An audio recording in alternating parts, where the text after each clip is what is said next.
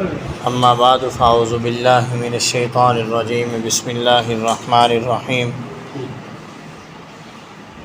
وبشر الذین آمنوا وعملوا الصالحات ان لهم جنات تجری من تحتها الانہار كلما رزقوا منها من ثمرة رزقا قالوا هذا الذي رزقنا من قبل وأتوا به متشابها ولهم فيها أزواج مطهرة وهم فيها خالدون صدق اللہ العظیم۔ اور خوشخبری ہے ان لوگوں کے لیے جو ایمان لائے اور نیک اعمال کیے، بے شک ان کے لیے ایسی نعمتیں ہیں، ایسی جنتیں ہیں کہ ان کے نیچے سے نہریں جاری ہیں۔ کلما رزقوا منہا من ثمرۃ رزقا،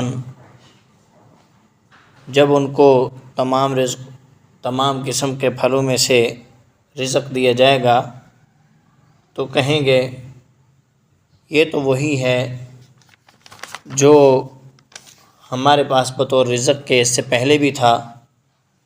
وَأُتُوا بِهِ مُتَشَابِهًا، وہ اس سے ملتے جلتے ہوں گے جو ان کو عطا کیے جائیں گے۔ وَلَهُمْ فِيهَا أَزْوَاجٌ مُطَهَّرَةٌ وَهُمْ فِيهَا خَالِدُونَ، اور ان کے لیے ان جنتوں میں پاکیزہ بیویاں ہوں گی، وہ اس کے اندر ہمیشہ رہیں گے۔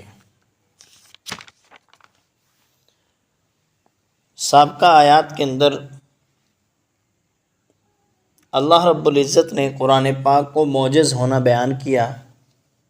یہ معجز کتاب ہے، اپنے مخالف کو چیلنج کرتی ہے کہ اس کے مقابلے میں اگر آنا چاہتے ہو، اس میں شک کرتے ہو تو اس کا مقابلہ کر کے دیکھ لو، اور فرمایا جو اس کا مقابلہ نہیں کر سکتا اور کبھی بھی نہیں کر سکتا تو یاد رکھیں ان کے لیے اللہ رب العزت نے دردناک عذاب تیار کر رکھا ہے، جہنم کی آگ ہے ان کے لیے۔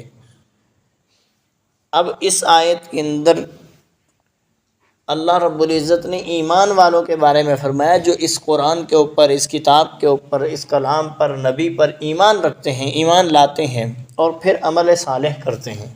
دو باتیں ہیں، نمبر 1 ایمان لانا، ایمان والا ہونا، اور نمبر 2 نیک اعمال کرنا۔ ایک صحابی نے عرض کیا یا رسول اللہ صلی اللہ علیہ وسلم، میں چاہتا ہوں قیامت والے دن آپ کے قریب ہوں، میرا جنت میں ٹھکانہ بھی آپ کے قریب ہو، میں یہ چاہتا ہوں۔ آپ علیہ السلام نے فرمایا وہ تجھے مل جائے گا، لیکن ایک شرط کے ساتھ، سجدے کثرت کے ساتھ کرنا۔ کیا؟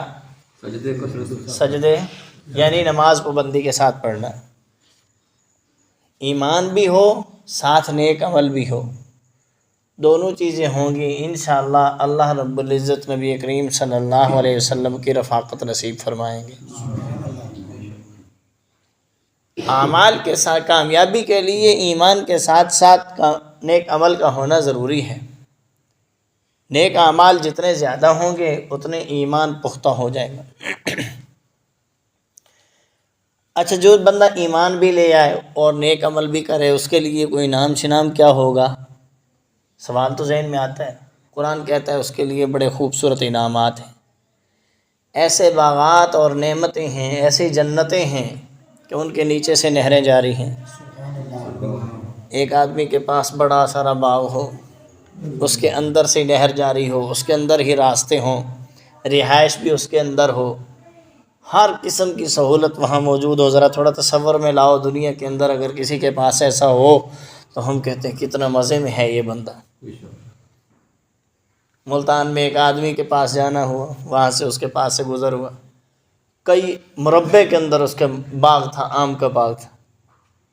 کہنے والے نے کہا کہ اتنا بڑا باغ ہے، باغیچہ اس نے بنا لیا، سب کچھ ساری سہولت اس کے اندر موجود ہے، ایک آم نہیں کھا سکتا، ڈاکٹر نے روکا ہوا ہے، بیمار ہے۔ باہر سے دیکھنے والا کہتا ہے کہ کتنی خوشی میں ہے، کتنا اچھا ہے، کامیاب ہے، لیکن اس کے اندر جا کر تو پوچھو جنت میں ایسا نہیں ہوگا۔ جنت میں تو ایسا ہوگا، خوبصورت نظارے ہوں گے، بنگلے ہوں گے، رہائش کے لیے جیسا انسان چاہتا ہے جہاں انسان کی دنیاوی سوچ چاہت کی ختم ہوتی ہے اس سے آگے جنت کی نعمتیں شروع ہوتی ہیں۔ ایسے حسین و جمیل نظارے ہوں گے جو اس کو رہائش کے لیے ملیں گے، رہنے کے لیے، غلام، نوکر، چاکر، ہر طرف فرشتے ہوں گے۔ سورۃ زخرف کے اندر اللہ رب العزت فرماتے ہیں ایسی جنتیں اور نعمتیں ہیں جن کو کبھی کسی آنکھ نے دیکھا نہیں ہے، جس کو کبھی کسی کان نے سنا نہیں ہے، جس کے دل و دماغ کے اوپر کبھی اس کا تصور نہیں گزرا، اللہ ایسے انعام عطا فرمائے۔ یہ ہے قرآن کو ماننے کا اثر، ایمان لانے کا اثر۔ ایمان لانا پھر نیک عمل کرنا، صرف ایمان سے گزارا نہیں ہے، صرف نیک عمل سے گزارا نہیں ہے۔ ایمان کے ساتھ پہلی شرط ایمان، اگلی شرط نیک عمل، جاری رکھو، زندگی انشاءاللہ العزیز گزر ہی جانی ہے۔ ایک بادشاہ کے محل کے قریب ایک فقیر اللہ والا تھا۔ بادشاہ نے ایک دفعہ اپنے محل سے جھانکا اس طرف، تو اس نے یہ کون ہے؟ ان کا کوئی اللہ والا ہے، کوئی فقیر بندہ ہے، وہ بلا کے لاؤ اس کو۔ بلا کے لایا گیا۔ بادشاہ نے پوچھا کیسی گزر رہی ہے؟ کہتے جی کچھ آپ کی طرح، کچھ آپ سے بھی اچھی۔ بادشاہ پریشان ہو گیا، بھی عجیب بات کرتا ہے، مجھ سے بھی اچھی بھی، کچھ زندگی تو میرے جیسی گزار رہا ہے اور کچھ مجھ سے بھی اچھی گزار رہا ہے، حالانکہ میں بادشاہ ہوں، میرے پاس تو ہر قسم کا اختیار ہے۔ بادشاہ نے کہا وہ کیسے؟ مجھے بتاؤ ذرا، مجھ سے اچھی کیسے؟ انہوں نے کہا تیرے جیسی یہ ہے کہ رات میرے اوپر بھی آ جاتی ہے، تیرے اوپر بھی آ جاتی ہے، سو تو بھی جاتا ہے، میں بھی جاتا ہوں، نیند تجھے بھی آ جاتی ہے، مجھے بھی آ جاتی ہے، کھانا تو بھی کھاتا ہے، پیٹ بھر کے سو جاتا ہے، مجھے بھی کھانے کو اللہ رب العزت دے دیتے ہیں، میرا بھی بھوک مٹ جاتی ہے، سو جاتا ہوں۔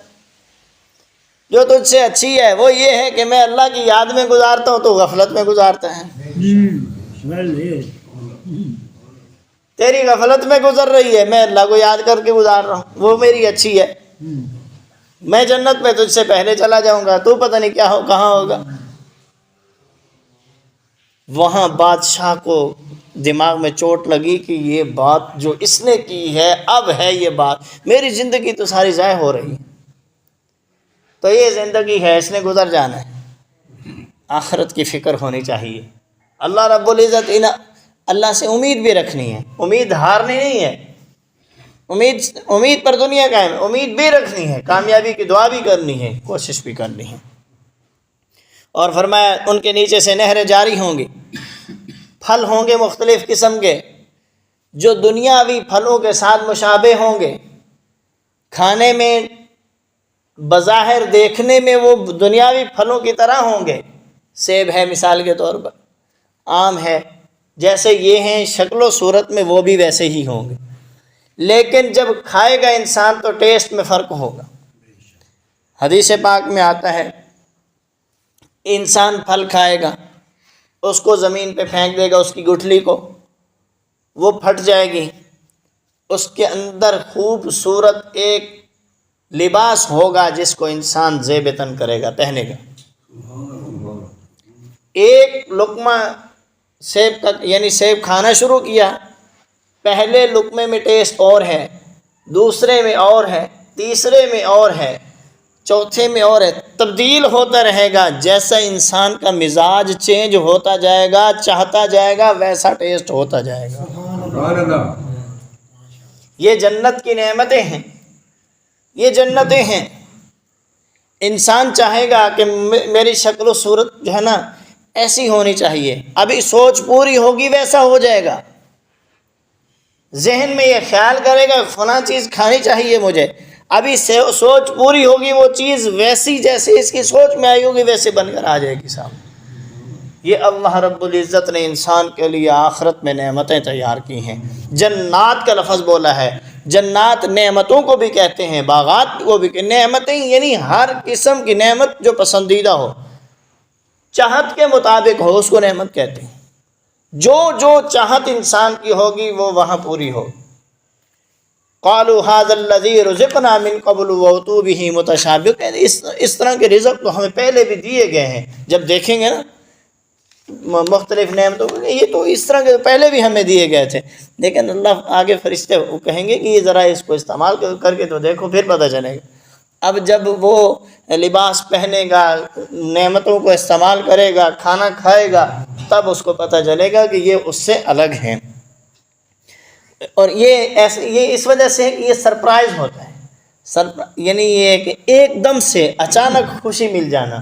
اور یہ جنت میں ہر لمحے یہ خوشیاں ملتی رہیں گی، یعنی ہر لمحہ بلمحہ، ہر لمحے نئی سے نئی خوشی انسان کو اللہ جنت میں عطا فرماتے رہیں گے.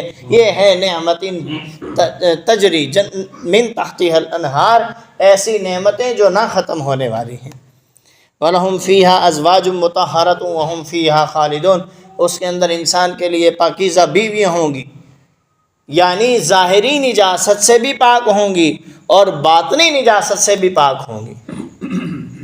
بالکل جیسے انسان کی آنکھ ہے، اس سے پانی نکلتا ہے، کان ہے، اس سے پانی نکلتا ہے، وہ ایسا پانی ہے وہ انسان کو اچھا نہیں لگتا، نفرت کرتا ہے، اس دھو لیتا ہے، برا سمجھ.